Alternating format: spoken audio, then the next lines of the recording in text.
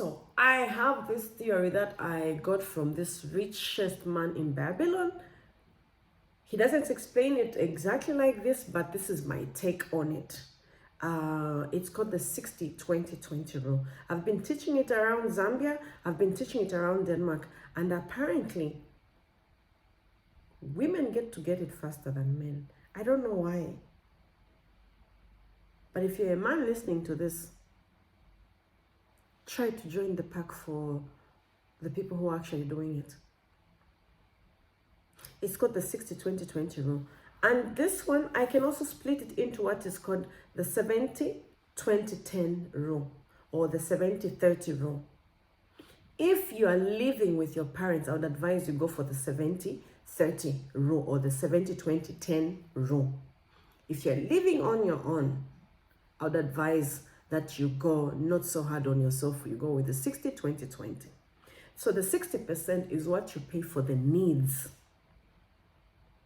of whatever amount you get. If it's, let's say 10,000, you get a 10,000. 6,000 will have to go for the needs, the water, the whatever. If the phone is very necessary for you, the phone bill, all those things that you need in the house for the house to run, for your children, for yourself, and for your spouse, whatever. That's 60. Don't touch it with anything. Just get your calculator. 60% times the amount that you get, 10,000. When you're done, go to the next one. 20%. 20% of the 10,000. Put it on the side. Another 20%, put it on the side. Now, the last 20%, which is for the enjoyment, you split your enjoyment between other people and yourself. Why? Because as human beings, the reason that most people are depressed even when they have so much money is that they don't know how to share. They don't know how to share their joy with other people. When you do that as a human being, what it creates inside of you is actually inexplicable. There's so many people who have so much money that just keep it. And the moment they start sharing it, you should hear their testimonies. They always say this, I do not know why I did not start this way before. Because there is joy in giving. And giving starts the process of receiving.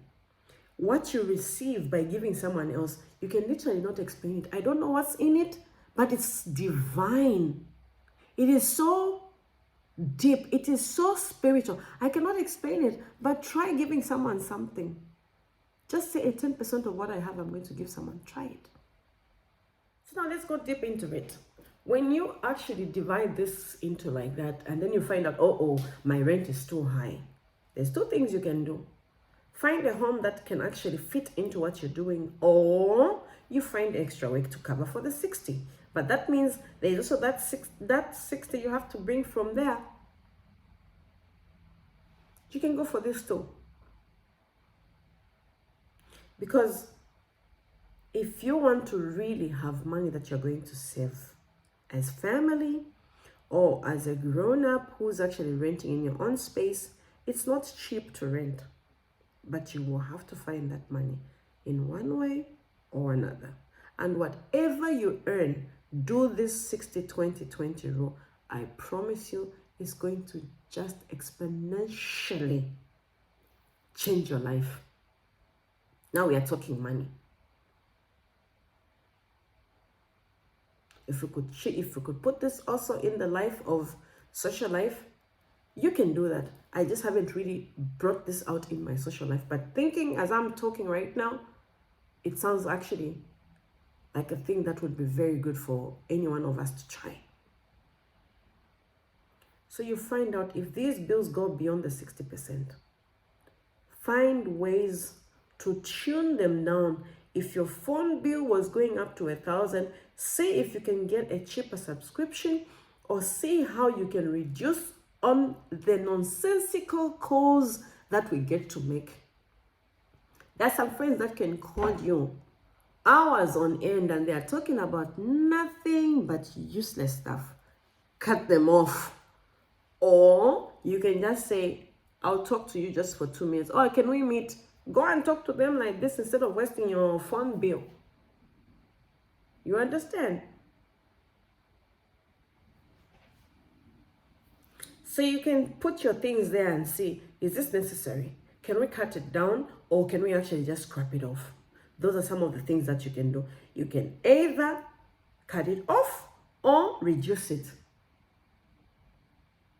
It's your choice, depending on what you are feeling and how actually further you want to go with your life. These are things that we have to take seriously. Then we're going to talk about the one for ones.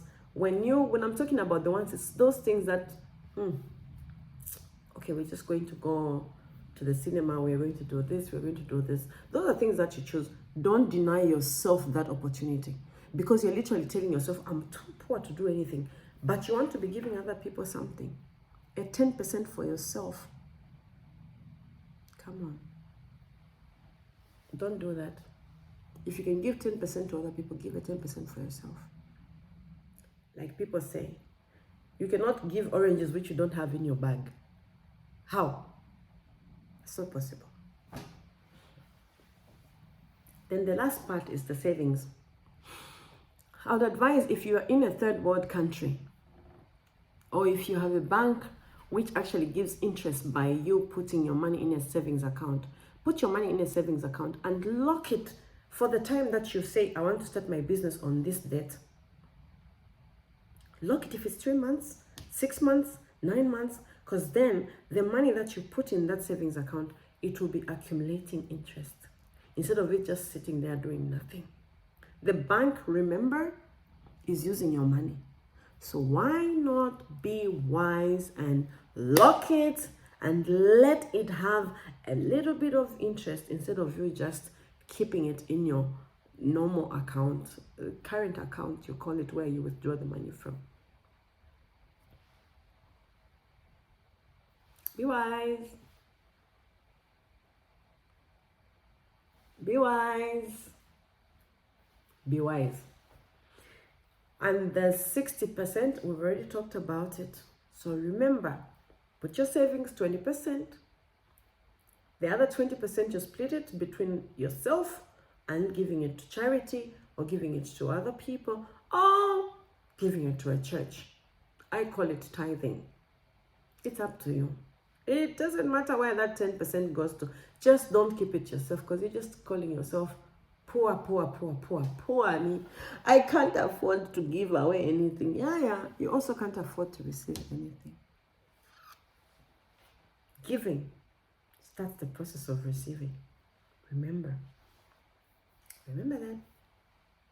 And now I am going to drive you into the 70-30 rule.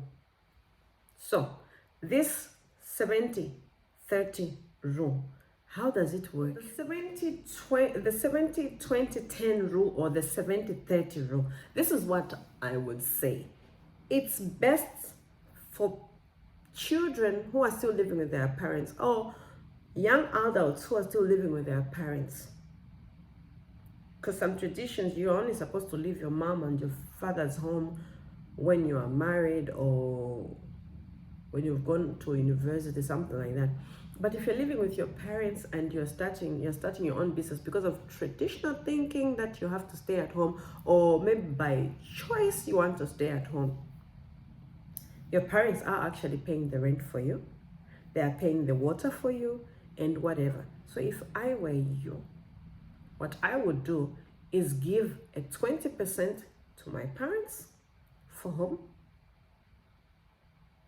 because I'm living there, I'm washing with their water, I'm eating their food, they are paying the rent, so I am contributing a little bit to them. 10%, like we have said, give it away. Don't behave like a poor peasant. Give it away. It will come back to you. It will come back to you. I promise you. And you know why I can say that confidently? Because I know. I do that every month.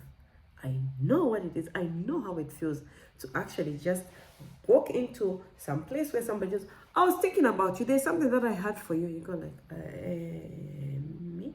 Yeah, come in. Before you know it, Lydia has a new contract. Before you know it, Lydia has a new dress. Before you know it, Somebody is blessing me with the most expensive brand that we have here in Denmark. And it's not from the people that I gave these things to sometimes. It's just random people calling me to say, I thought about you, about this and something. Like, okay, thank you so much. I activated it. I activated my own receiving by giving. I activated. And you can activate your own receiving. You see, it's funny how we don't understand our body functions. See, if I do this and you have to give me something, will I be able to receive when my hands are closed like this, a closed palm? I will not be. But when I do this, I'm able to receive. That also means I'm able to let go and give to another person. Giving starts the process of receiving.